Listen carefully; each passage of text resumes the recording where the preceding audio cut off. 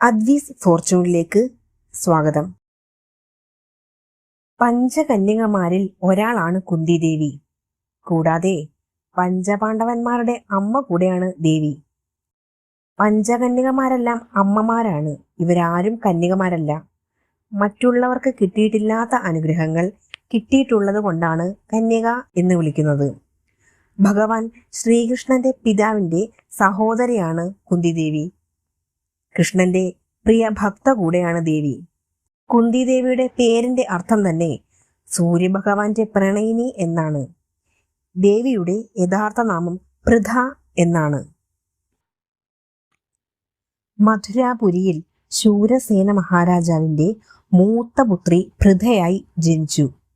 ശൂരസേനന്റെ സഹോദരി പുത്രനാണ് കുന്തിഭോജൻ. കുന്തിഭോജന് വർഷങ്ങളായി കുട്ടികളില്ലായിരുന്നു. ശൂരസേന രാജാവ് തന്റെ മകളെ കുന്തിഭോജന് വളർത്താൻ നൽകി.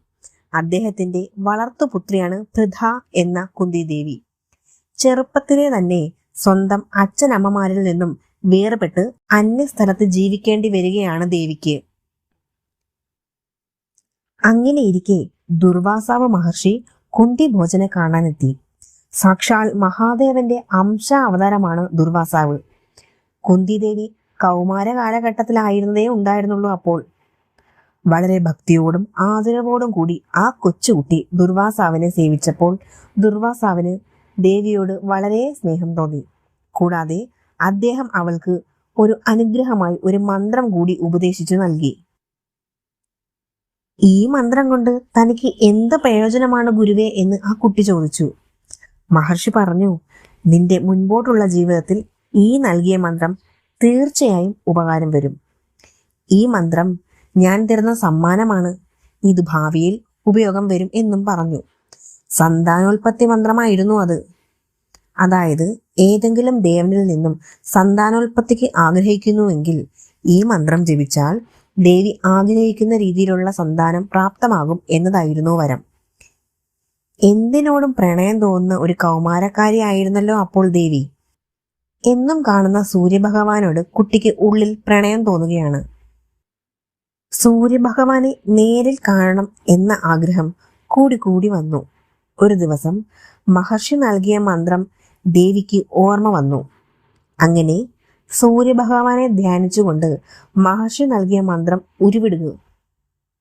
മന്ത്രത്തിന്റെ ശക്തിയാൽ സൂര്യഭഗവാൻ അദ്ദേഹത്തിന്റെ രൂപത്തിൽ ദേവിയുടെ മുന്നിൽ പ്രത്യക്ഷമായി. കുന്തിദേവി കണ്ണു തുറന്നു നോക്കി. അതിസുന്ദരനായ തേജോമയനായ ഭഗവാൻ തന്റെ മുന്നിൽ നിൽക്കുന്നു.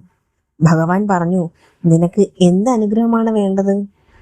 കുന്തിദേവി ഇപ്രകാരം പറഞ്ഞു, എനിക്ക് ദുർവാസാവ മഹർഷി ഒരു മന്ത്രം ഉപദേശിച്ചു തന്നിരുന്നു. അങ്ങേ ഒന്ന് കാണുവാൻ വേണ്ടി മാത്രമാണ് മന്ത്രം ഉരുവിട്ടതെന്ന്. ഭഗവാൻ പറഞ്ഞു, നീ ഉരുവിട്ട മന്ത്രത്തിൽ എന്തായിരുന്നു മന്ത്ര ഉദ്ദേശം?